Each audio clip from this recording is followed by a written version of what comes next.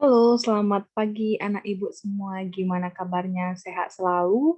Tetap daring dengan semangat di rumah dan tetap menjalankan protokol kesehatan. Walaupun masa pandemi harus semangat belajar dari rumah ya. Oke, hari ini kita akan belajar tentang sistem gerak pada manusia oleh ibu sendiri yaitu Ibu Wahini Teresia.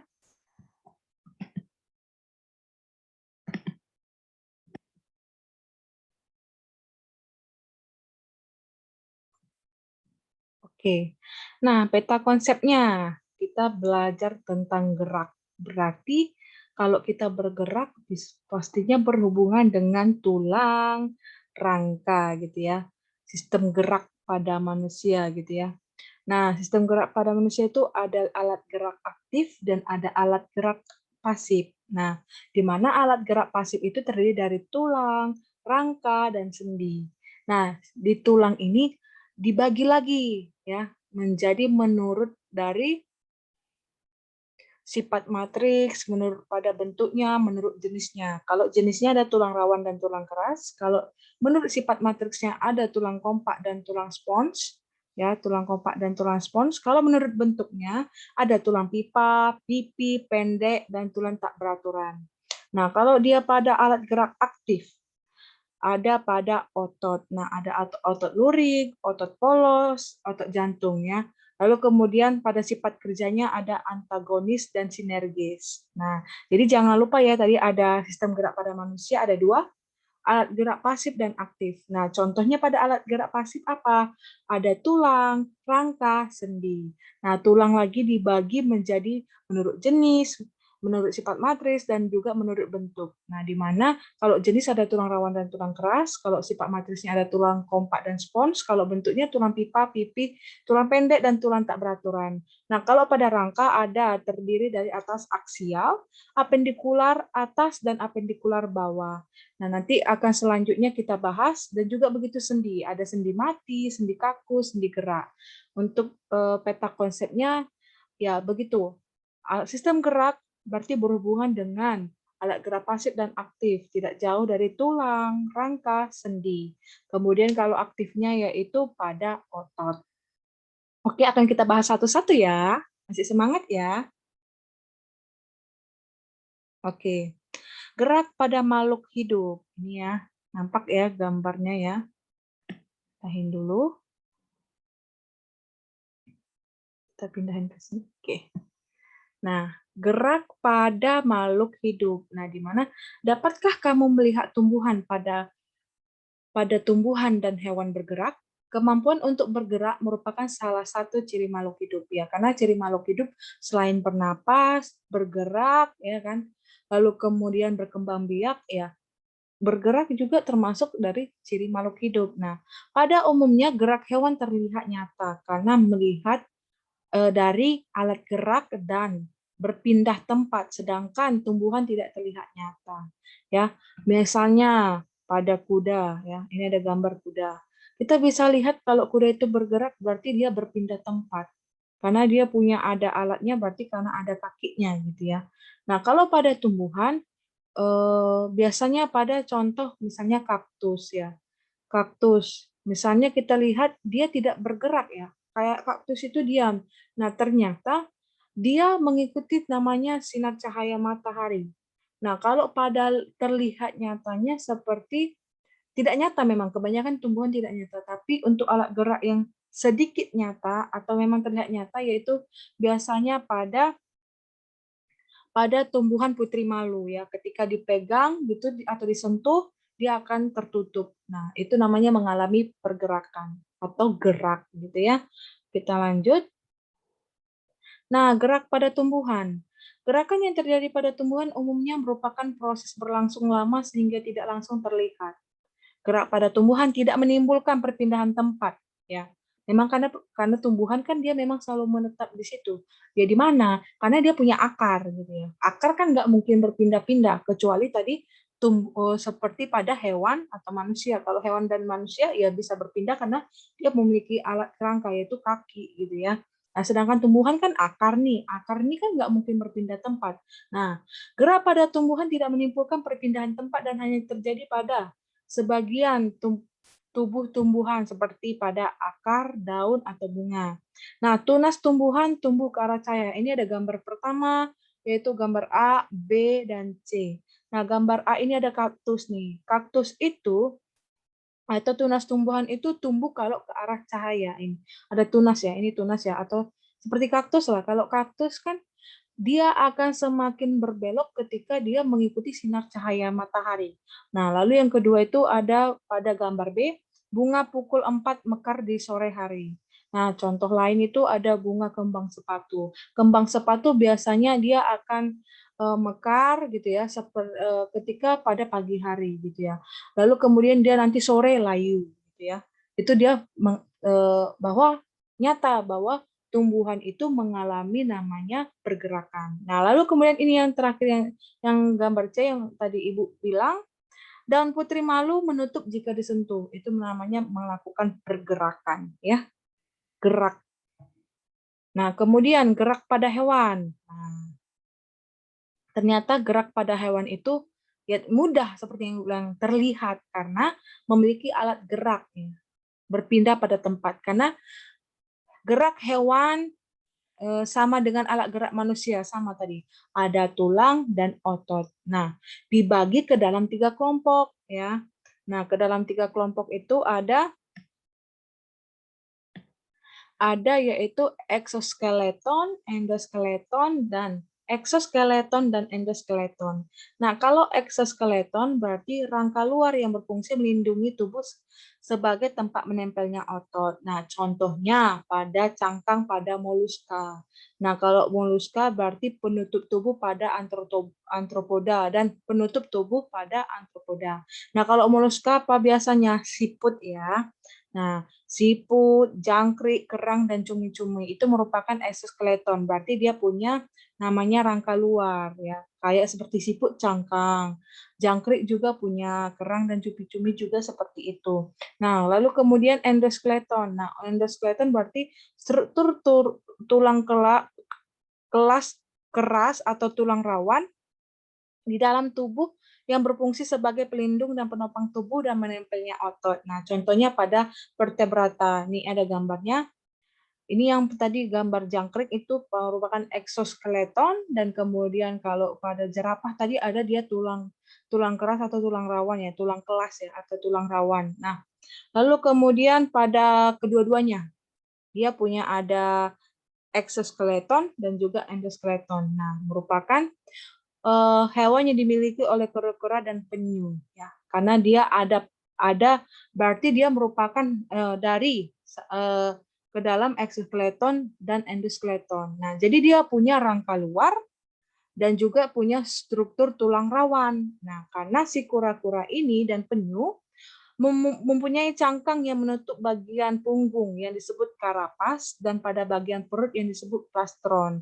Nah, jadi pada bagian punggung dia disebut karapas dan di bagian perut disebut plastron ya karena memang punya rangka luar atau cangkang dan juga punya tulang rawan gitu ya. Pernah lihat kura-kura kan? Oke. Nah, kemudian sistem gerak pada manusia. Tahukah kamu, kita mempunyai sistem gerak yang dapat menggerakkan tubuh. Sistem gerak manusia terdiri atas, sama seperti tadi sebelumnya, yaitu pada hewan, yaitu kita juga punya tulang dan otot. Apakah tulang dan otot itu? Bagaimana cara tulang dan otot menggerakkan tubuh kita? Bagaimana jika ada tulang atau otot yang rusak? Terganggukah sistem gerak pada tubuh kita? Nah, yuk kita simak. Nah, pada tulang, tulang merupakan alat gerak pasif karena tidak dapat bergerak tanpa bantuan otot. Berdasarkan jenisnya ada 2 macam tulang yang tadi sudah disebutkan di peta konsep, yaitu ada tulang rawan dan tulang keras. Atau tulang rawan di dalam istilah biologinya disebut kartilago. Nah, sedangkan pada tulang kerasnya disebut osteon. Nah, kalau tulang rawan itu ada juga macamnya, yaitu ada tulang rawan hialin, ini seperti pada gambarnya ya. Kayak seperti pada sel ya. Kalau sel kan unit terkecil nih, kalau tulang berarti terdiri dari beribu-ribu sel gitu ya. Karena bentuk tulang rawan hialin ini ternyata bentuk tulang rawan yang terbanyak, dia paling banyak ya. Ya, kita lihat pada gambarnya memang paling banyak ya. Mempunyai matriks homogen. Nah, berarti matriksnya satu jenis, homogen berarti satu jenis, halus dia ya, dan transparan ya, terlihat transparan ya, putih bening ya. Terletak pada cincin trakea, dia cincin trakea, kuping, hidung, persendian, serta antara tulang rusuk kita dan tulang dada. Jadi tulang rawan hialin ini ada pada cincin trakea, kuping, hidung, persendian, serta antara tulang rusuk dan tulang dada. Kemudian, ada tulang rawan elastis seperti pada gambar berikut ini. Nah, dia seperti bercabang-cabang ya. Ada cabang-cabang, dia seperti kelihatan kelapa ya, kalau kita lihat ya. Kayak seperti kelapa ya. Bentuknya di dalamnya masih ada isinya. Nah, ini dilihat pakai mikroskop ya. Setelah diteliti dan diamati di dalam mikroskop seperti inilah ternyata tulang rawan kita di dalam tubuh. Nah, dia bersifat lentur, matriks mengandung serat elastis ya. Dia ada serat dia berserat elastis dan kondrosit. Nah, ini yang bercabang-cabang terletak pada epiglotis dan bagian luar telinga kita. Berarti di bagian luar telinga kita ya. Oke, lanjut. Nah, kemudian tulang rawan fibrosa. Nah, dia seperti ini gambarnya, seperti bentuk sel-sel dalam spiral ya. Nah, dia ada serat kolagen, kondrosit, dan dia matriks ya, matriks, bersifat matriks. Nah, dia sifatnya ternyata si tulang rawan fibrosa ini bersifat kurang lentur, matriks mengandung serat kolagen tidak teratur, seperti pada gambarnya memang tidak teratur dia ya, terletak pada antara ruas tulang belakang, berarti terletak pada di belakang badan kita ya. Lalu kemudian tulang keras. Nah, apakah yang dimaksud dengan tulang keras? Tulang keras merupakan rangka yang menyokong sebagian besar tubuh manusia dewasa. Nah, sel tulang keras disebut osteosit, membentuk konsentris berlapis-lapis. Bagian luar tulang dilapisi oleh periosteum, tempat melekatnya otot. Nah, matriks tulang keras tersusun atas dua. Yang pertama itu matriks kolagen dan yang kedua mineral.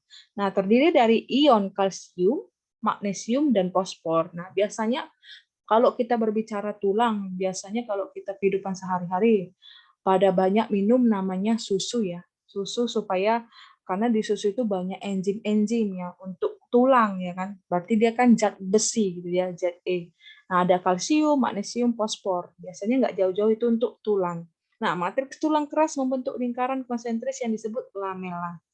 Nah, lingkaran sel dan matriks mengelilingi namanya saluran Havertz. Jadi jangan lupa, pada tulang keras itu ada disebut juga osteosit. Dia bagian tulang keras dilapisi oleh poresteum. Lalu kemudian matriks tulang keras membentuk lingkaran konsentris yang disebut lamela, dan yang terakhir lingkaran sel dan matriks mengelilingi namanya saluran Havertz.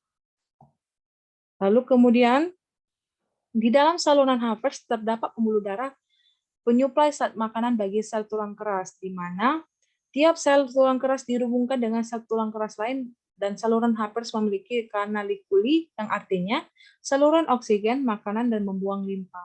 Lalu kemudian saluran Havertz, lingkaran sel, dan lingkaran matriks tulang keras membentuk sistem Havertz. Nah, di dalam tulang keras terdapat sumsum telang yang berisi sumsum kuning atau berfungsi untuk penimbunan lemak, atau sumsum merah, tempat pembuatan sel darah merah, dan yang terakhir, pembentukan dan perusakan tulang keras diatur oleh adanya kalsium, fosfat, vitamin D, hormon kalsitonin, dan hormon paratiroid.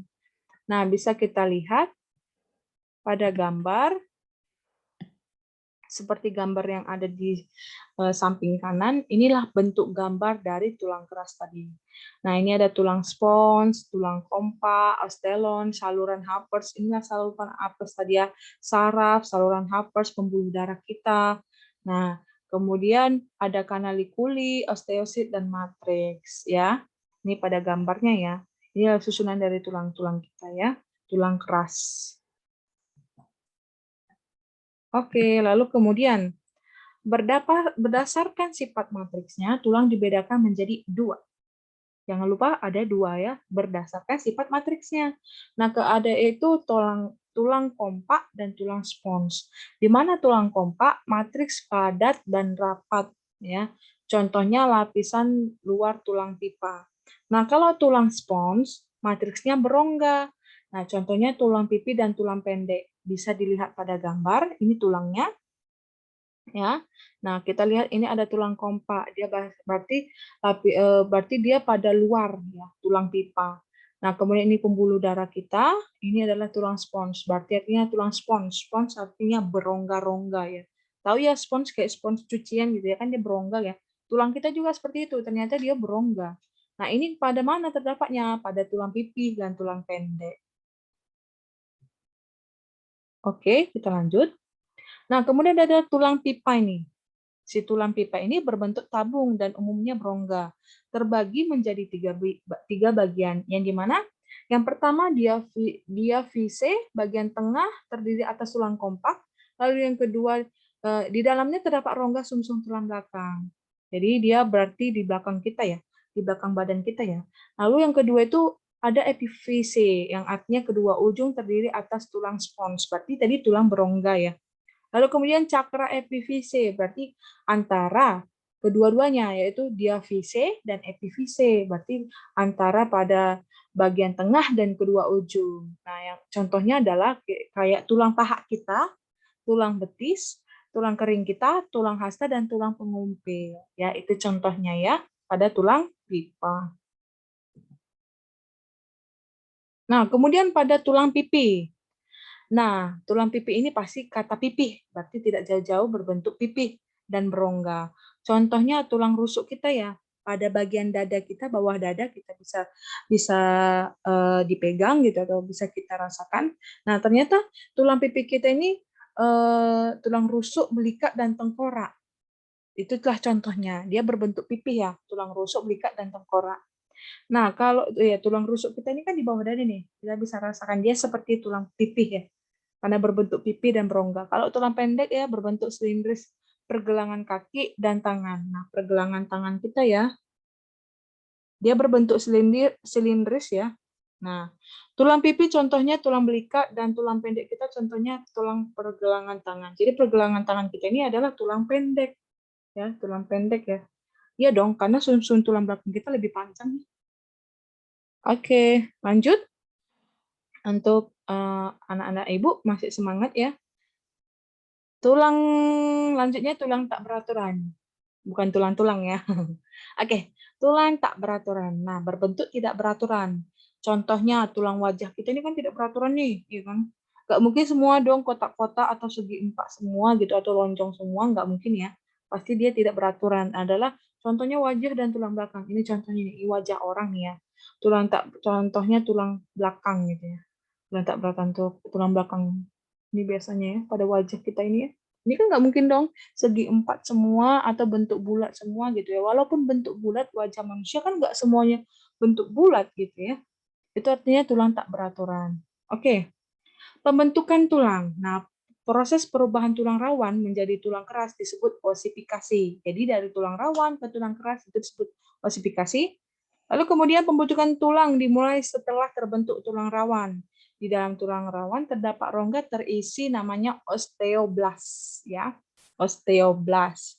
Nah, kemudian osteoblast membentuk namanya osteosit konsentris.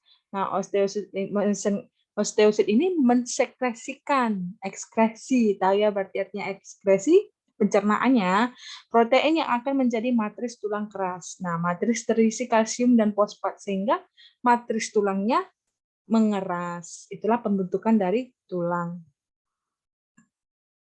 Oke, lalu kemudian susunan rangka tubuh manusia. Fungsi rangka tubuh manusia itu kita dapat berdiri, maka kita dapat memberi. Jadi fungsi rangka tubuh itu dapat memberi bentuk tubuh ya, karena kita dapat berdiri tegak gitu ya kan, jadi berbentuk gitu. Lalu menegakkan tubuh, tempat melekatnya otot, kemudian tempat menyimpan mineral, kemudian tempat menyimpan energi. Nah, kalau dia pada rangka manusia itu ada rangka aksial dan rangka apendikular. Jadi dia terdiri dari dua, itu sumbu tubuh dan anggota tubuh ya. Nah, kalau rangka aksial tulang tengkorak terdiri dari atas tulang tempurung kepala ya, tulang tempurung kepala kita ini, tulang wajah, dan telinga ya. Nah, ini kita bisa lihat pada gambar ya. Ini kerangka kepala manusia gitu ya. Setelah diteliti gitu ya oleh para peneliti gitu ya. Nah, ternyata kita itu ada banyak ya tulang-tulang, jenis tulang, terutama pada kerangka kepala kita ini ya. Nah, terdiri dari tulang ubun-ubun pasti di atas kepala kita ya. Ini ubun-ubun biasanya anak kecil paling sensitif di bagian ini ya ketika waktu kecil. Kemudian ada tulang pelipis berarti letak di antara di atas kuping kita ini ya. Kemudian tulang tengkorak bagian paling belakang gitu ya. Kalau berbahaya makanya kenapa kita selalu disuruh pakai helm. Nah, ternyata ada fungsinya anak-anak ibu supaya melindungi namanya kepala kita ini karena kepala kita ini merupakan adalah susunan rangka tubuh manusia. Oke. Dah, tulang tengkorak tadi di belakang, lalu kemudian tulang rahang bawah. Nah, apabila sakit gigi, ini paling terasa ya, rahang bawah ya, sakit gigi ya. Nah, kemudian tulang rahang atas kita bisa dipegang masing-masing. Kemudian tulang lidah, ada tulangnya. Itu merupakan tulang ya, lidah ini ada punya tulang ya, makanya bisa gini ya. Nah. Oke, lalu kemudian ada tulang pipi. Ada tulang pipi kita ya, makanya bisa berbentuk pipinya bentuknya seperti lonjong, bulat, ada tulang pipi ya. Baru tulang hidung, ya ada pesek, mancung ya kan, karena dia punya tulang. Lalu kemudian tulang air mata, tulang baji, dan tulang dahi. Ya, dahi. Jadi itu merupakan susunan rangka tubuh manusia dari rangka aksial atau tulang tengkorak. Oke. Selanjutnya, rangka aksial daripada tulang belakang atau vertebrae. Nah, berfungsi menyangga berat badan dan melakukan berbagai posisi dan gerakan. Terdiri atas ada 5 dia. Yang pertama, 7 ruas tulang leher, 7 ruas tulang leher atau cervix. Yang kedua, 12 ruas tulang punggung atau toraks. Yang ketiga, 5 ruas tulang pinggang atau lumbar. Yang keempat, 5 ruas tulang kelangkang atau sakrum yang menyatu. Yang terakhir yaitu yang kelima, yaitu 4 ruas tulang ekor atau coccygia yang menyatu. Jadi ini ada gambarnya. Jadi ini anggap ini merupakan tubuh manusia ya, tubuh manusia. Ini merupakan adalah bagian luar gitu ya. Ini bagian luar. Nah, ini bagian dalam yang Ibu tunjuk ya. Nah, ini body kita ya. Nah, jadi dia ini ada leher, terdiri dari 7 ruas tulang leher, kemudian tulang punggung kita, ya, tulang punggung kita. Nah, biasanya pada cewek ataupun cowok atau pada laki-laki atau perempuan ya, kalau biasanya encok ya, biasanya tulang punggung ya, encok. Nah, kemudian tulang pinggang, 5 ruas tulang pinggang, 5 ruas tulang kelangkang, dan 4 ruas tulang ekor. Nah, ini sudah diteliti para ahli zaman dahulu kala, makanya kita didapatkanlah data-data ini, gitu ya. Nah, kemudian rangka aksial. Nah, pada rangka aksial, tulang dada itu ada sternum dalam bahasa Latin biologinya atau IPA-nya, dan rusuk atau costae. Nah, bersama-sama menjadi pelindung organ di dada, paru-paru, dan jantung. Nah, tulang dada atau sternum dan rusuk costae terdiri dari yang pertama bagian hulu, manubrium, atau itu merupakan yang melekat pada tulang selangka ya. Kalau bagian hulu tulang selangka. Kalau bagian badan atau gladiolus itu melekat pada rusuk sejati. Lalu kemudian pada tajuk pedang atau sipoid ya. Nah, kemudian tulang rusuk kita ini terdiri atas tulang rusuk kita terdiri atas yang pertama 7 pasang tulang rusuk sejati atau costae vera, yang kedua 3 pasang tulang rusuk palsu atau costae spuria, yang terakhir ada 2 pasang tulang rusuk melayang atau costae fluctuantes ya. Ini dia tulang rusuk kita ya. Tulang rusuk kita pada manusia ada 7 pasang tulang rusuk sejati tadi, kemudian 3 pasang tulang rusuk palsu, kemudian dia ada bagian 2 pasang tulang rusuk melayang. Nah, ini bagian hulu, badan, dan tajuk pedang. Ini merupakan tulang dada kita ya. Makanya kalau orang sakit sesak gitu ya, terasa di pada tulang dada ya, sesak napas ya. Makanya jaga kesehatan ya anak-anak Ibu. Nah, kemudian rangka apendikular atas terdiri dari yang pertama itu gelang bahu dan tulang tangan. Yang kedua, gelang bahu. Nah, kita bahas gelang bahu dulu. Pectoral girdle, kalau bahasa Latin IPA-nya terdiri atas 2 buah tulang selangka atau clavikula dan 2 buah tulang belikat atau scapula. Nah, terdiri pada juga ada tadi dia yang pertama gelang bahu, yang kedua itu tulang tangan yang terdiri dari 2 buah tulang lengan atas atau humerus, lalu yang kedua 2 buah tulang hasta atau ulna, yang ketiga 2 buah tulang pengumpil atau radius, yang keempat ada 16 buah tulang pergelangan tangan atau karpal, 10 buah telapak tangan atau metakarpal, dan yang terakhir 28 buah tulang jari tangan atau planges. Nah, berarti ini tulang selangka. Kita pada lihat gambar ya, gambar yang udah Ibu tunjuk di sini. Ini ada tulang selangka kita ya, tulang selangka pada bagian gelang bahu ya, tulang belikat kita ya, lalu kemudian tulang lengan atas, kemudian tulang hasta, tulang pengumpil ya.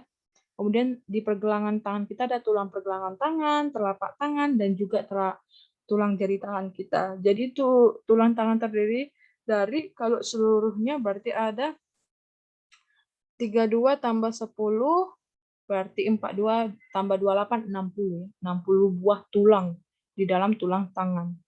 Jadi 60 buah tulang ya. Jadi tadi terdiri atas tulang selangka, dari bahu kita, gelang bahu, tulang belikat, ya, dari tulang belikat, ini tulang belikat, kemudian tulang lengan atas kita, tulang hasta, dan tulang pengumpil. Nah, kalau pergelangan, ada pergelangan tangan, ada telapak tangan, kemudian ada jari tangan. Ini ya, jari tangan. Oke, kita lanjut. Kemudian rangka aksial atau rangka apendikular bawah, di mana terdiri atas gelang panggul dan tulang kaki. Kalau gelang panggul atau bahasa Latinnya pelvic girdle terdiri atas 3, yaitu 2 buah tulang usus atau ilium, 1 buah tulang kemaluan atau pubis, dan 2 buah tulang dudu atau ischium. Nah, pada gambar bisa dilihat. Nah, pada gambar bisa dilihat ini merupakan pada panggul sampai ke kaki ya. Nah, panggul kita ini ya, tulang usus, tulang kemaluan. Nah, tulang usus kita ini ada kemaluan, kemudian tulang duduk kita ya. Berarti bagian pada pantat gitu ya. Nah, kemudian ada kita cerita paha. Tulang paha kita ini punya tulang. Kemudian lutut kita punya tulang. Lalu kemudian ada tulang kering, tulang betis gitu ya. Lalu tulang pergelangan kaki, tulang telapak kaki, dan tulang jari kaki. Nah, biasanya orang yang naik betis itu biasanya itu ya, tulang betis ya. Tulang kering biasanya kalau orang jatuh itu harus dikusut ya. Kalau yang bagian misalnya jatuh, terkilir gitu ya. Oke, ini ada contoh soal. Tuliskan 4 fungsi rangka tubuh manusia. Nah, jadi apakah itu 4 fungsi rangka manusia kita itu? Tuliskan dulu. Yang pertama apa? Memberi bentuk tubuh. Yang kedua, melindungi organ tubuh. Yang ketiga, menegakkan tubuh. Dan yang keempat adalah tempat melekatnya otot. Jadi itulah fungsi dari keempat fungsi rangka tubuh manusia. Nah, hubungan antar tulang disebut artikulasi. Ya, hubungan antar tulang yang memungkinkan pergerakan disebut persendian. Jadi sendi, kata dari kata sendi.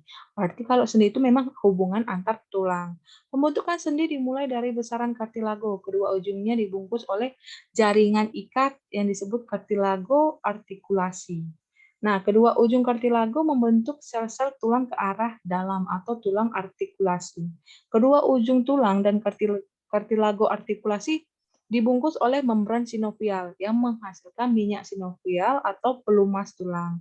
Nah, ternyata di tulang kita ini ada minyak pelumas tulang ya, bukan pelumas untuk minyak ini aja ya, minyak untuk pembentukan jalan gitu ya, aspal gitu ya.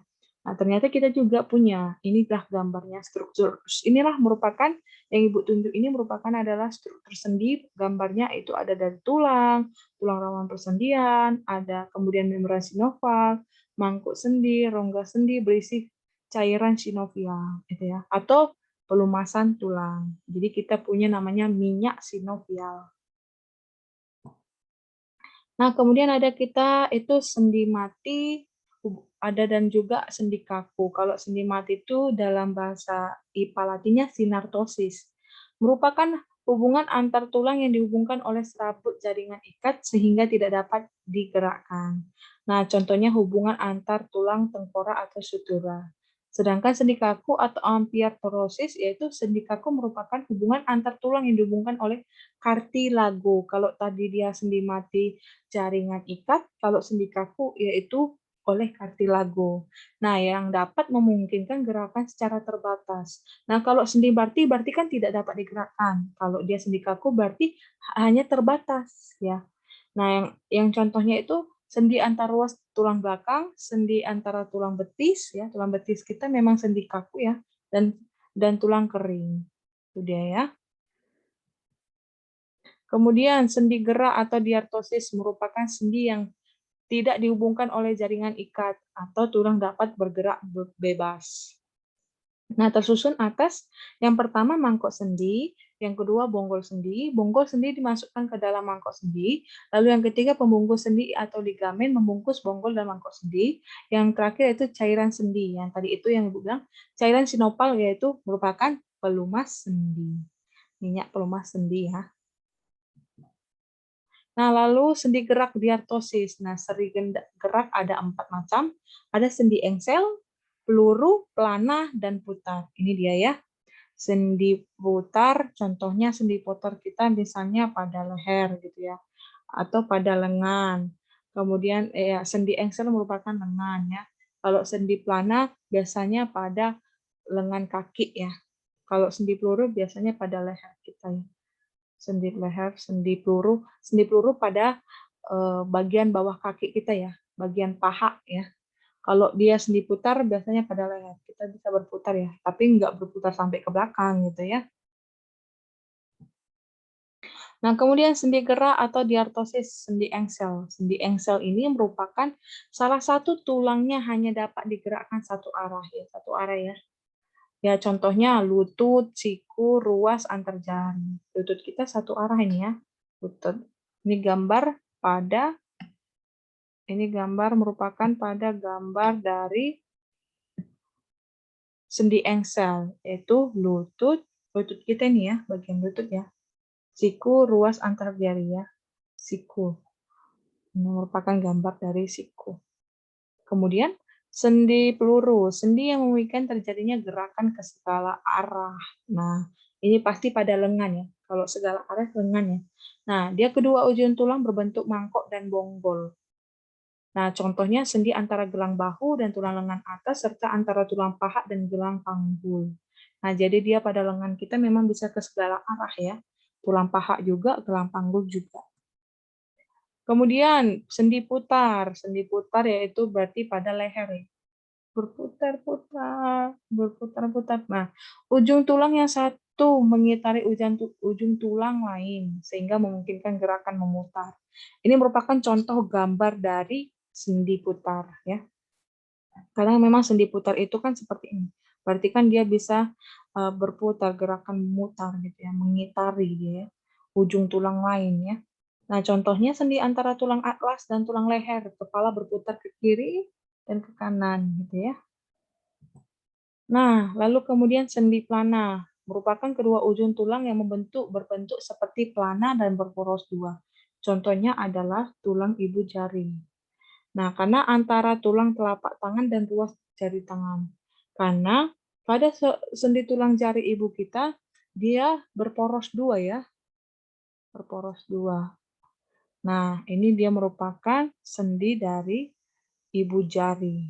Kalau telapak tangan juga seperti itu membentuk sendi pelana dan berporos dua. Pelana ya. Nah, kemudian otot. Nah, kalau otot disebut alat gerak aktif karena dapat berkontraksi. Ciri-ciri otot yaitu ada 3, kontraktibilitas, ekstensibilitas, dan elastisitas. Di mana artinya kontraktibilitas berarti kemampuan memendek dari ukuran semula. Lalu yang kedua, ekstensibilitas berarti kemampuan memanjang dari ukuran semula.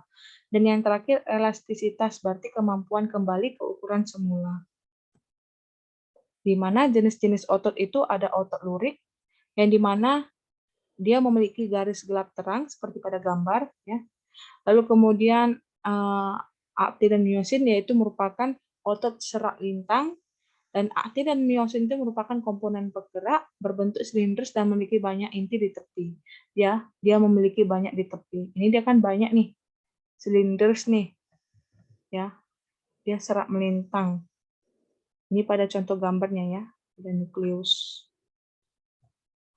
Oke, kemudian otot lurik. Nah, otot lurik merupakan otot rangka.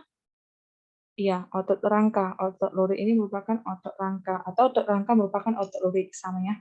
Kerja otot lurik dikendalikan oleh otak. Karena otak kita ini adalah memiliki namanya otot sadar ya. Gerak refleks gitu ya.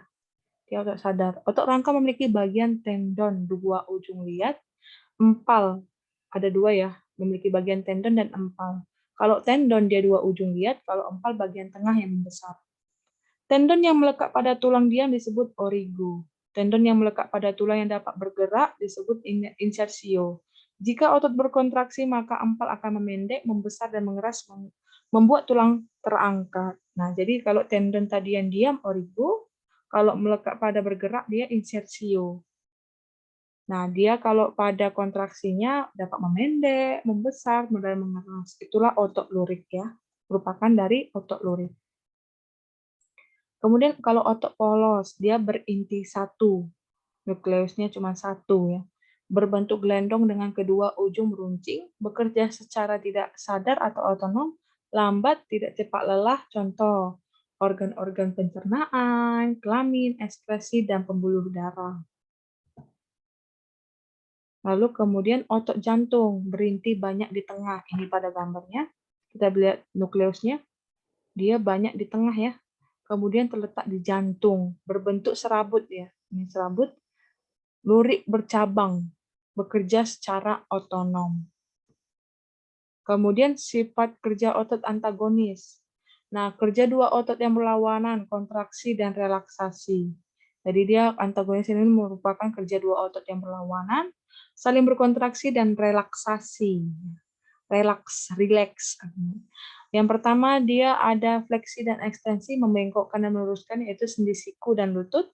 Lalu yang kedua, abduksi dan aduksi. Abduksi dan aduksi, menjauhi dan mendekati badan. Contoh, sendi lengan atas, lengan kita, dan sendi paha.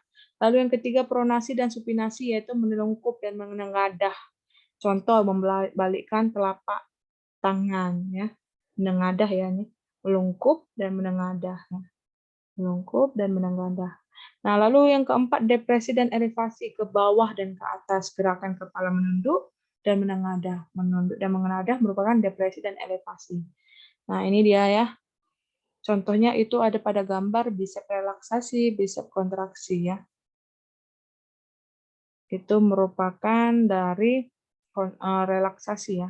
Ada otot ya. Antagonis. Lalu kemudian sinergis. Kerja 2 otot yang saling bekerja sama. Kerja 2 otot yang saling bekerja sama. Yaitu contohnya otot pronator teres dan pronator quadratus yang menyimpulkan gerakan menelungkup dan menengadah pada telapak tangan. Ini sinergis berarti ya, kerja 2 otot yang saling bekerja sama. Menyimpulkan gerakan melungkup dan menengadah telapak tangan. Melungkup, menengadah, gitu ya. Nah, gangguan dan kelainan pada rangka dan otot yang pertama itu pada sinergis. Kalau sinergis, skoliosis berarti tulangnya membengkok ya. Biasanya kalau punggungnya ke kiri atau ke kanan. Kemudian lordosis berarti ke depan ya. Kyphosis ke belakang. Kalau fraktura berarti patah tulang. Osteoporosis berarti terjadi pada rapuh karena berkurangnya kalsium dan mineral dalam tulang. Biasanya terjadi pada lansia, pada opung-opung, atau pada mama bapak kita karena pada lanjut usia gitu ya, karena kurangnya rapuh ya. Kalsium kebanyakan orang minumnya seperti pada susu ya, susu-susu enzim atau pada CDR. Lalu terakhir yaitu ada rakitis, yaitu penyakit yang disebabkan oleh kekurangan vitamin D dan kalsium pembentukan tulang tidak sempurna. Gejala penyakit ini ditandai dengan kaki bengkok atau berbentuk O atau X ya. Jadi dia kalau kalau berbentuk kakinya O, kita lihat misalnya ada kawan kita berbentuk kakinya O dan X, itu berarti karena penyakitnya kurang vitamin D. Maka kalau vitamin D apa yang banyak dikonsumsi? Ya banyak minum susu, lalu kemudian banyak apel, makan pir, makan buah gitu ya, supaya membentuk kalsium gitu ya. Kemudian kalau kelainan pada tulang tadi ini dia ya, penyakit kelainan pada tulang skoliosis ke kanan ke kiri, lordosis ke depan, lordosis ke belakang, ya, tulangnya ke belakang, terlalu ke belakang kalau kifosis ke depan. Nah, kalau sikap duduk yang benar itu tegap ya. Dan kita melihat buku itu sesuai dengan jaraknya. Nah, kalau kelainan pada persendian ada 5 yaitu artritis eksudatif, yang artinya radang atau iritasi pada sendi yang menyebabkan sendi terinfeksi atau bernanah. Yang kedua, artritis zika, radang sendi yang menyebabkan cairan sendi menjadi kering karena kehilangan cairan sinovial. Atau sinovial tadi itu adalah pelumas ya. Pelumas pada sendi gitu ya atau otot. Nah, yang ketiga diskulasi, bergesernya sendi dari kedudukan semula karena jaringan ligamennya sobek. Yang terkilir, tertariknya ligamen ke posisi yang tidak sesuai, tetap sendi tidak bergeser. Nah, biasanya terkilir misalnya kita jatuh, nah lalu tertimpa gitu ya, terkilir. Nah, biasanya kita diobatin biasanya pakai minyak gitu ya, dikusut ya, dikusut baru bisa kembali pada semula gitu ya. Atau misalnya kalau patah gitu ya, tulang patah, biasanya dia ada alatnya gitu ya, pada dokter ya, ke dokter biasanya. Lalu yang terakhir ada ankilosis, persendian seolah-olah menyatu sehingga tidak dapat digerakkan. Nah, gangguan dan kelainan otot juga. Ini otot ya. Kalau tadi itu adalah persendian, sendi, kalau ini otot. Nah, yang pertama artropi, otot mereduksi atau mengecil sehingga tidak kuat melakukan gerakan. Yang kedua hipertrofi, otot membesar. Nah, ada otot membesar. Yang ketiga kram. Ini kram ya. Sering terjadi ya. Kejang otot disebabkan oleh cuaca dingin, aktivitas otot terlalu berat ya. Kalau kita banyak kerja berat, biasanya kram ya. Kakinya kram atau tangannya kram atau kebanyakan nulis biasanya kan gitu ya, nulis bisa jadi jari tangannya kram. Gitu. Tetanus, penyakit yang disebabkan oleh Clostridium tetani. Gejalanya otot terus-menerus berkontraksi. Tetanus biasanya lebih besar, gitu. Kakinya lebih besar. Ya, tetanus lebih besar kakinya. Myasthenia gravis, artinya otot melemah secara bertahap sehingga menyebabkan kelumpuhan bahkan kematian. Nah, itulah dari hasil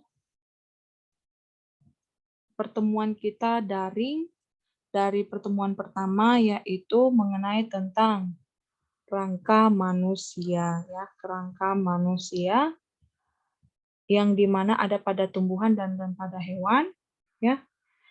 Kemudian kalau misalnya kalau pada tumbuhan memang gerak dia tidak terlalu nyata gitu atau tidak terlalu ya nampak gitu ya, kalau kalau manusia dan hewan dia terlihat karena dia ada otot dan tulang.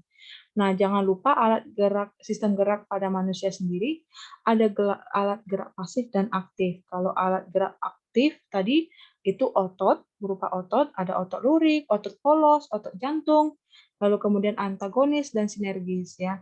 Kalau dia alat gerak pasif berarti hubungan dengan tulang, rangka dan sendi. Nah, ada tulang, rangka dan sendi. Di mana pada tulang kalau jenisnya ada rawan dan keras, kalau sifat matriksnya ada tulang kompak dan spons, kalau menurut bentuknya ada tulang pipa, pipi, tulang pendek, tulang tak beraturan, kalau dia rangkanya ada terdiri atas aksial, apendikular atas, dan apendikular bawah, kalau dia aksial berarti terdiri dari tulang tengkorak, tulang belakang, tulang dada, dan tulang rusuk, kalau apendikular atasnya terdiri daripada terdiri dari atas gelang bahu, tulang tangan. Nah, dan yang terakhir ada tulang apendikular bawah, dia terdiri atas gelang panggul dan tulang kaki. Sedangkan sendi terdiri pada sendi mati dan sendi kaku dan sendi gerak, ada 3. Mati, kaku, dan gerak. Kalau terdiri lagi sendi gerak. Sendi gerak itu terdiri daripada sendi engsel, peluru, putar, dan pelana. Nah, engsel, peluru, putar, dan pelana. Kayak contoh pada sendi itu, kita misalnya pada tadi leher, pada sendi tangan, sendi paha, sendi kaki, sendi jari, telapak tangan, dan lainnya. Itulah hasil dari pertemuan kita, yaitu sistem gerak pada manusia. Ya. Nah, jadi untuk tugas, kerjakan latihan pada buku LKS IPA Terpadu kelas 8, ya, halaman 6 ya. Jangan lupa dikerjakan. Mungkin cukup itu pertemuan kita hari ini. Jangan lupa dikerjakan LKS-nya. Tetap semangat, tetap mematuhi peraturan protokol kesehatan, tetap semangat darinya walaupun dari rumah. Semangat selalu dan selamat mengerjakan tugas-tugasnya. Terima kasih. Selamat pagi dan selamat beraktivitas.